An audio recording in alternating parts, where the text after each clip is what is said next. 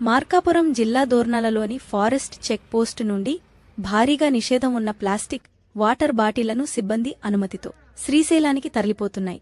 ఇప్పటికే శ్రీశైలంలో పర్యావరణ పరిరక్షణ కోసం ప్లాస్టిక్ వాటర్ బాటిళ్ల వాడకాన్ని అధికారులు నిషేధించారు. భక్తుల సౌకర్యం కోసం ప్లాస్టిక్ రహితమైన మొక్కజొన్నతో తయారైన బయో లైట్ వాటర్ బాటిళ్లకు దేవాదాయ అటవీ శాఖల అధికారులు అనుమతిచ్చారు. ఇటీవల రాజస్థాన్, కర్ణాటక రాష్ట్రాలకు చెందిన ప్లాస్టిక్ వస్తువులు అమ్ముకునే చిరు వ్యాపారులను శ్రీశైలం వెళ్లకుండా ఇదే చెక్పోస్ట్ వద్ద అడ్డుకోవడంతో వారు ఆందోళన కూడా చేశారు. అదేవిధంగా ప్రతిరోజు శ్రీశైలం వైపు వెళ్లే వాహనాలను చెక్ చేస్తూ వాటిల్లో ఉండే వాటర్ బాటిళ్లను ఫారెస్ట్ సిబ్బంది స్వాధీనం చేసుకుంటున్నారు.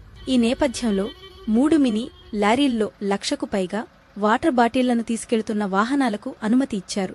దేవస్థానం అధికారుల సూచనలతో ఆ వాటర్ బాటిళ్ల వాహనాలకు అనుమతి ఇచ్చామని ఫారెస్ట్ అధికారులు తెలిపారు. పర్యావరణ పరిరక్షణ అంటూ భక్తులకు ఒక్క బాటిల్కు కూడా అనుమతి ఇవ్వని ఫారెస్ట్ అధికారులు నిషేధం ఉన్న లక్షలాది వాటర్ బాటిళ్లకు ఎలా అనుమతిస్తారంటూ భక్తులు విమర్శలు గుప్పిస్తున్నారు.